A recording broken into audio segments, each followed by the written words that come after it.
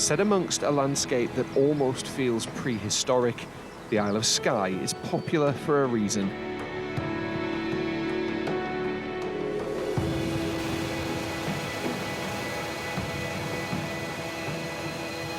We've had 3 days here in Skye and we're just loving the place.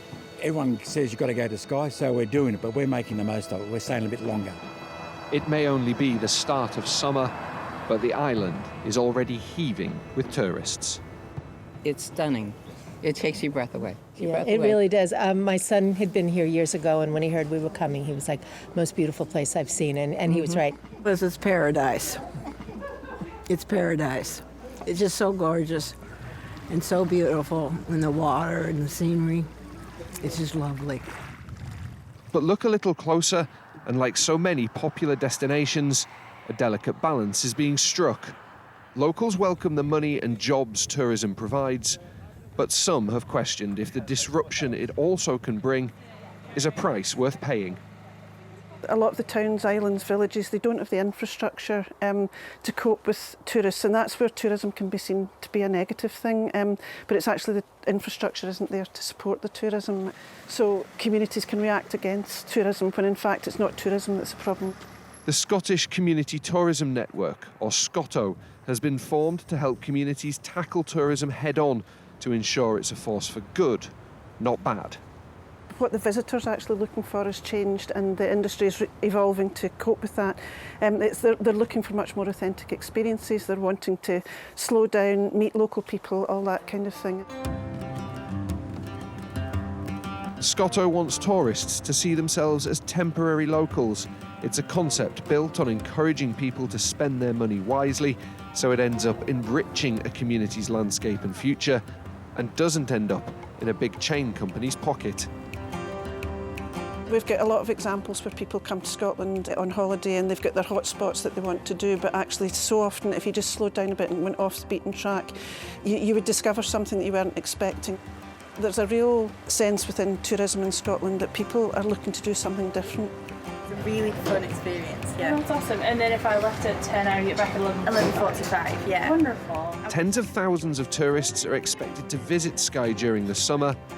It'll be a welcome change post-pandemic. I'm just really hoping it's a busier season. Last year we were really affected by the weather, so I'm hoping this year people will see that it's a beautiful place to travel. But a lot of people are just like one-night stays and then they're off to another island, they're doing island hopping. I love chatting to people, telling them all the different spots and where to go. There's so much to do on the island and you need more, even more than a week, to see it all and do it all. Rosie Somerville has been a tour guide on Skye for more than 2 decades. People are coming for the same reasons.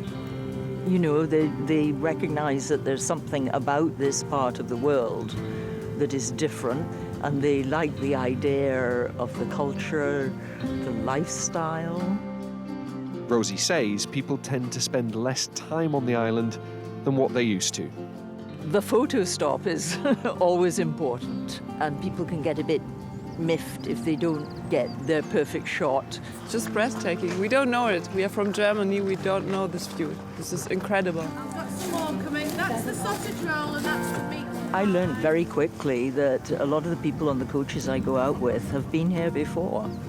And, and in their youth have climbed the Coolin, the Quirang. They've been to all these places, and this is the only way that they could come back now when perhaps they have less ability.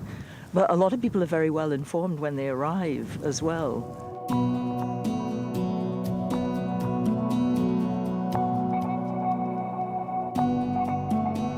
This is the Quirang. It's in the north of Skye, and it's easy to see why, with spectacular views like that, 600,000 people visit this island every year.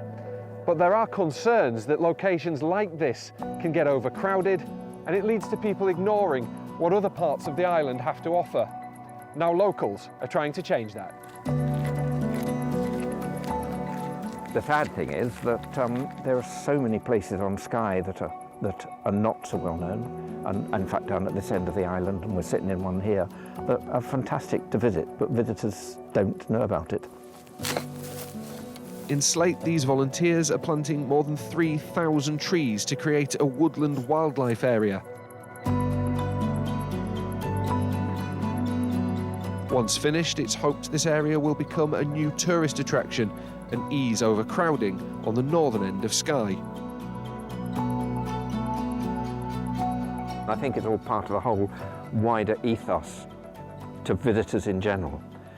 Just stop going to the hot spots, you know. Turn left instead of turning right. Be adventurous. There are all these things going on if you stop and look for them. Visitors will soon be able to stay for longer at purpose-built campervan airs. They can also come here to the village shop to stock up on essentials, with every penny they spend staying in the local community. There's the impression that people can come for a week on Skye, but they stock up their food on the way up here in the Perth supermarket, drive around Skye, don't spend a penny, and then leave. And, you know, there is no money coming out of it. So the more that the community can start doing to connect with those folk and provide situations where they can stay longer, stay an extra day, and spend money in the community, the better. Skye isn't the only place exploring the benefits of community tourism. 180 miles away is Callander, the gateway to the Highlands. It's a right turn into Trossachs Pier, and there's a car park here. There's a very nice cafe. Without tourism, the brutal truth is that Callander wouldn't survive. We've had huge upset and changes with COVID, and the economy now is a major factor because people haven't got as much money to spend, so you've got to try and work a little bit harder to persuade them to spend money. And I think the businesses in Callander are all pretty focused on that, I would say, and it's our job here to help support them by signposting them to use the businesses.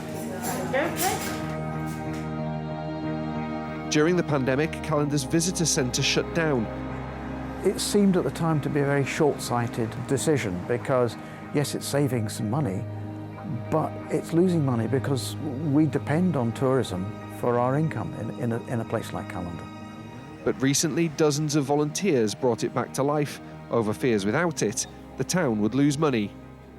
There's so much to do in the area, and also people like local recommendations. You know, if you've done it and you've enjoyed it, then the chances are that other people will as well. And they come from all over the world. I mean, I've been astounded at the variety and range of countries that have been represented by people coming through the door. It's been fantastic. Everybody's been so friendly. And if you ask a question, you know, it's not any trouble to get a good answer. Thanks very much for phoning, and hopefully we'll see you here at Callander Hostel soon. Okay, you've been speaking to Jet. Bye-bye. The Callander Youth Project, run out of the local hostel, is another way locals are doing their bit to support both themselves and visitors. The Callander Youth Project does a little bit of everything. So it's got a hostel and function suite. It uses as social enterprises. The income that makes is reinvested back into youth work. So that's working with primary school kids, high school kids, any young person aged 9 to 25. Anyone who comes and stays here, the money they spend is put back into the youth project, and that funds us. If people didn't stay at the hostel, events like these wouldn't take place. Eric's going to come and join you. Okay, there you go.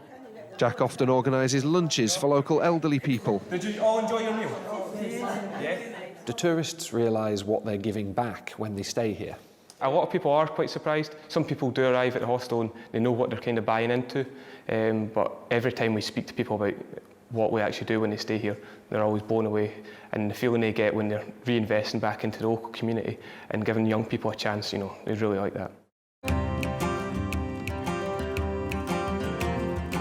With millions of tourists visiting Scotland every year, there is a feeling that new approaches, like the ones Callander and Skye are taking, could provide solutions to some age-old concerns. In the meantime, we've got this new era in tourism coming along. It's almost like the perfect marriage, where now is the right time. It's not a new thing, but now's the time for it to really grow. And if we're serious about responsible, sustainable tourism in Scotland, if the community aren't at the heart of it, haven't bought into it, are we being responsible?